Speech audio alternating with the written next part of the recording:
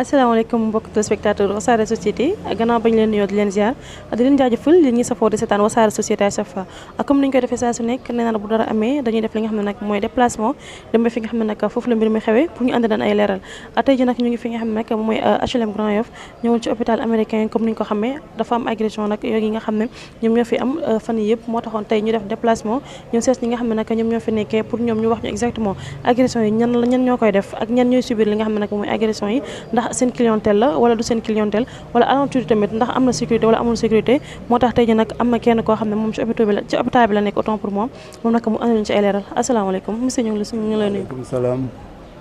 baa ñu fàttali tur beeg sant bi. waaw maa ngi tudd Albino Ndeki. ñëwoon seet si leen tey ndax agression yi nga xam ne nag ñoom ñoo fi am depuis quelques jours. waaw agression yi moom de mun nañu nekk presque chaque 2 semaines day am agression. waaw patients yi ñëw faju ji ñoom ñooy ñëw ñeneen ñi dañuy ñëw ay 1 heure 2 heures 3 heures du matin pour rang ci côté dentiste. voilà bu ñu ñëwee nag bon agresseurs yi bu ñu gisee ay bëriwuñu ay quelques 5 wala 6 personnes ci la ñuy jóge ci koñ bi fii yore ay jaasi di ñëw di nangu seen portable ak seen xaalis waaw.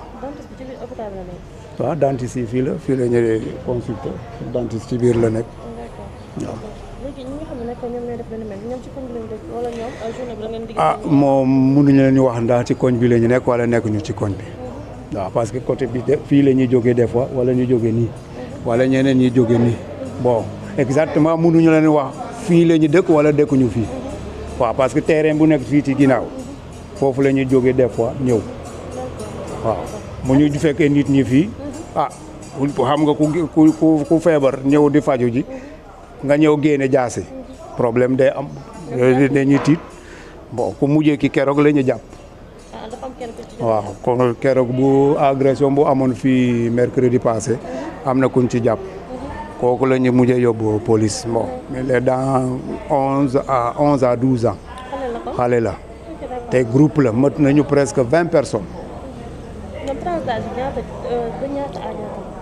tranche d'âge non bon ku ci gën a mag daal moom defe naa ay 25 ans la ñu am wàcc ci suuf waaw. agression yi yéen lañ koy faral di gis côté bi. agression yi fi am c'est à partir de 5 heures du matin 4 heures ñu jóg des fois di dem liggéey. des fois fii lañ leen di agressé di nangu seen sac ñeneen ñi borom moto yi la ñeneen ñi seen jaas yi la ñu yore. depuis kañ ngeen commencé gis seetlu agression yi. bon pratiquement ça fait 7 à 8 mois. mais muusu fi am. waaw depuis boobu ba tey tamit ñaata patient lañ fi agressé. lii mooy 3e fois. waaw ñuy agressé patient yi. dafa am kenn ku ñu mës a gaañ wala. waaw 2e bi moom la ñu gaañ bon bi ñu leen gaañee kooku service bi moo leen jël en charge ñu def pansement ay kii yoo docteur bi xool leen après ñu faj leen ñu ñibbi. ñoom ñaata personnes la ñu. ndaan ci pour non benn góor la ak bon ci tiraillement bi da ngay yóbbu jox ma sama saak ci voilà foofu la gaañu ni ci genou bi ak loxo bi waaw.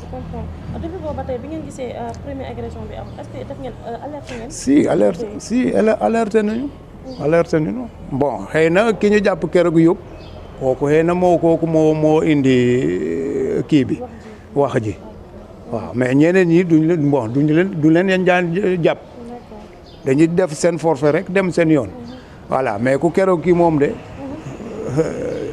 moom la ñu jàpp ñu yóbbu ko police loolu moo tax ñu kii mais lu ñuy ñaan autorité yi moom de ne ñuy def au moins police muy sillonné yoon bi chaque fois parce que agression bëri na fi lool même am na benn femme buy doon liggéey fii di ñëw heureusement gardien yi nekk fële ñoo ko jàppale sans cela dañu koy agressé. si am na gardien mais gardien du gardien ci biti ci biir lay gardien. ñoom ci buntu bi lañ leen di agressé wala ci fii la ñuy toog fii. ci kaw télé bi. waaw di xaar. bi ngeen alerté ñi nga xam ne nag ñoom ñooy autorité yi est-ce que ñoom def nañ ci jéego wala ñoom dañoo xaar ba ñu jàpp kii. defuñ ci dara. defuñu ci dara. d'accord léegi ki nga xam ne nag jàpp nañ ko est-ce que ñoom def nañ ci jéego tamit. waaw mais ki ñu jàpp moom de bon comme que jox nañu ko police. bon ñooñu ñooy xam lu ñu def ak moom waaw.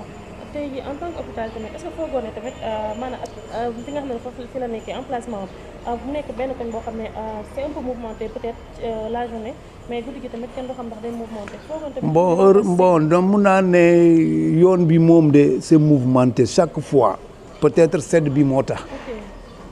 parce que sedd bi pratiquement ay 1 heure nga doo gis kenn ci mbedd mi à part peut-être les vigiles ñoo fi nekk waaw. waaw fii yëpp ay vigile la mais xam nga vigile boobu aussi moom këram lay kii yoon xoolul tali bi bu keroog gi moom de bi waaja bi mu yuuxoo ne sàccee ci ñun ñëpp li ci la ñu génn. waaw fële lañ ko jàppee fële côté kii Kalia fële parce que bi mu yuuxoo ñële génn nañ fële ñii génn man ma génn fii foofu lañ ko koje. bon ay 5 heures et demi.